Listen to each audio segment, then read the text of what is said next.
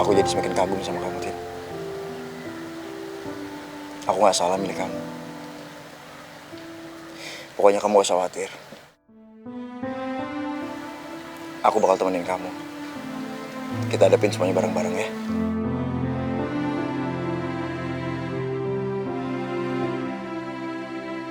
Mas Tejo, Centini juga ndak salah pilih sampean sebagai pelindung Centini, Mas.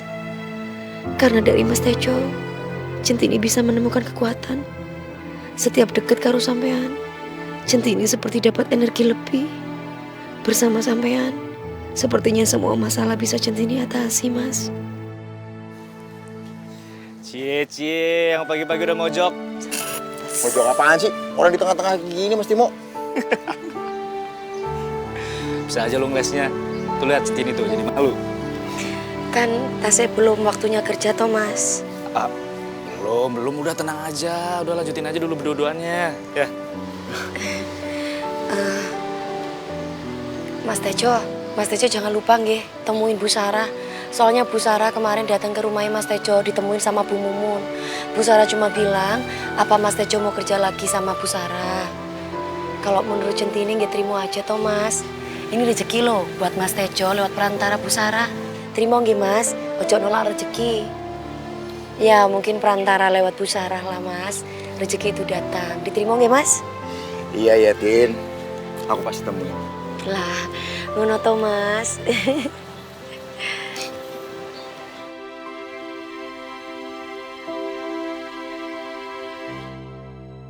Oke deh, gue meluncur ke kantornya Bu Sarah seperti yang Centini minta. Alhamdulillah, terima kasih ya Allah. Hamba ditawarin pekerjaan lagi.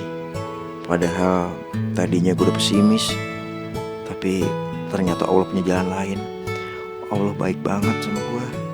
Gue malah jadi kepikiran, kalau gue kerja sama Bu Sarah, Centini gimana ya? Terus gimana gue bisa jaga Centini? Padahal Centini butuh banget perlindungan gue. Aduh, mana bukinan makin jahat terus makin nekat lagi sekarang. Ayo Jo, mikir. Oh iya, gue dapat ide. Gue punya cara keluarin Centini dari masalahnya. Ya. Permisi Bu Sarah. Oh, Tejo, silakan duduk. Makasih. Susah ya nyariin kamu. Saya tuh sampai bela-belain datang ke rumah kamu loh.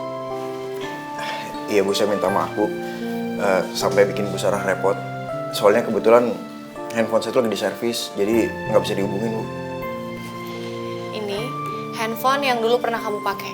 Sekarang kamu pakai lagi biar saya bisa gampang hubungin kamu kapanpun. Terima kasih Bu. Saya anggap kedatangan kamu ke sini untuk terima kerjaan dari saya lagi, ya. Makasih Bu sebelumnya, tapi Ya, kamu mulai kerja hari ini. Hari ini kamu bakal ngurusin promosi dan nanti kamu tolong antar saya ke lokasi ya. maaf Bu, sekali lagi saya minta maaf Bu. Maksud saya belum mutusin terima tawaran kerja dari Ibu atau... Kalau kamu belum mutusin, ngapain kamu datang ke sini?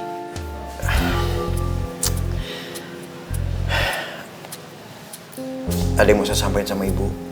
Saya mau minta tolong Bu. Mau minta tolong apa? Sekarang tuh Centini kerja di kantornya Bu Kinan. Dan Bu Kinan tuh benci banget sama Centini ataupun saya Bu.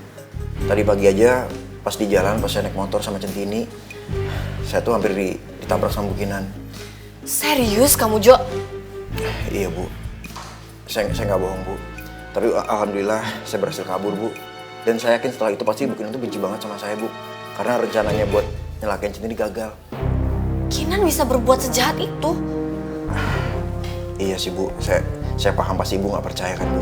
Tapi apa yang saya bilang, saya jujur Bu. Saya makanya mau minta tolong sama Ibu. Ya udah. Kamu minta tolong apa? Kamu ngomong jujur sama saya.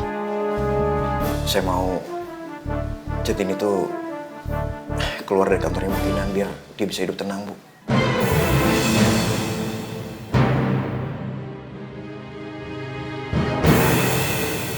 Halo, Mas Wagimin. Mas, iki apa itu Mbak Yu wis nyanyi lagi di sini. Jadi sudah ada dapat uang. Mawar sama Mbak Yu mau ngirimin Bapak uang sama mau apa? Mau nyicil utang sama Mas Wagimin.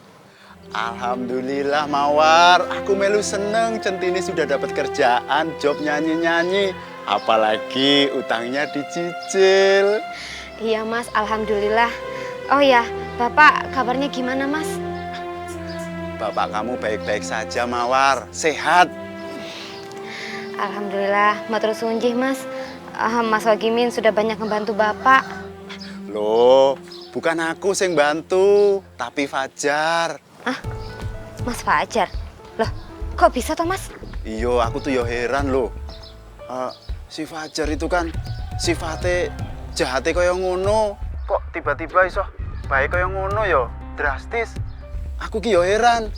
Tapi kata bapakmu itu, kayaknya Fajar itu memang berubah jadi anak baik. Waduh. Terus Bapak sekarang di mana Mas? Bapakmu lagi keluar sama Fajar. Tapi aku nggak tahu perginya kemana. Waduh Mas. Aduh, Mawar kok jadi khawatir ya Mas? Mawar, udah 3 menit lebih. 1 menit 5.000. Kalau 3 menit udah 15.000. Iya Bu. Ngomong telepon lama amat sih. Terbaterainya habis nih. 15.000. Ntar nambah lagi. Mana dalam banget kantongnya. Ada lagi masih kan? Masih? Ya udah biar lamaan. Nah gitu. Jadi kagak banyak-banyak. Jadi nyicil. Mas, tolong bantu ingetin Bapak ya Mas. Supaya hati-hati sama Mas Fajar. Iyo Mawar, aku pasti selalu ingetin sama awasin bapakmu. Tapi Pak Karyo itu malah nggak percayaan ya sama aku. Dia itu yakin banget kalau si Fajar itu bener-bener tulus sama dia. Mas, saya juga minta maaf ya Mas. Kalau saya banyak ngerepotin Mas Wagimin. Iyo Mawar, nggak apa-apa kok. Tapi kayaknya kita nggak usah takut lagi sama Fajar. Soalnya Fajar itu udah nggak punya kekuasaan lagi. Dia itu sudah diusir sama Bu Gendes dari rumahnya. Fajar itu udah tobat sekarang. Ya tapi kan tetap aja Thomas. Saya tuh jadi khawatir Nek. Bapak tuh deket-deket karena Mas Fajar. Yaudah ya Mas ya. Assalamualaikum. 15.000 lagi. 3 Korting, menit. di korting ya Bu. Pakai kortingan. Kalau lu pergi ke sana ke warung lama, mana panas. Ya habis dong Bu duitnya Bu. Minta lagi sama empok lu. Kapan telepon lagi? Ntar sore ya, malam ya. Lumayan 6 menit 30.000. Amin, semoga ya Allah. Assalamualaikum. Salam.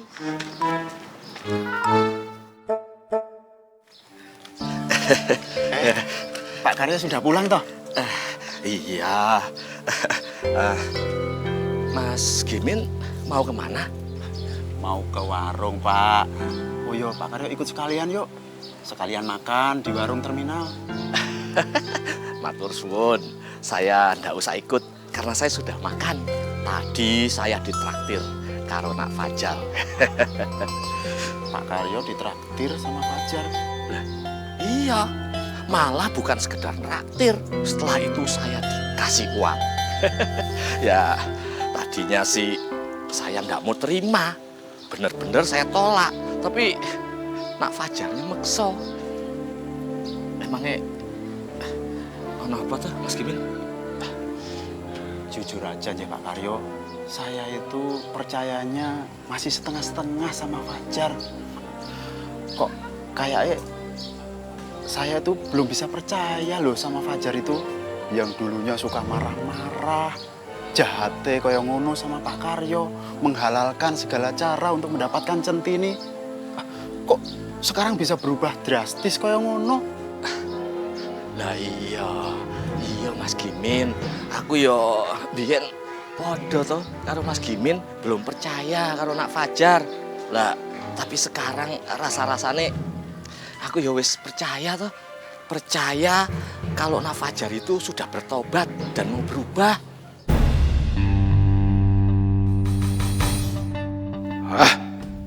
Aku salah sudah mengajak Pak Karyo balik lagi ke rumah mes bareng Pak Wagimin. Selama ini, ternyata kok malah Pak Gimin yang mempengaruhi Pak Karyo jadi ragu sama kebaikanku.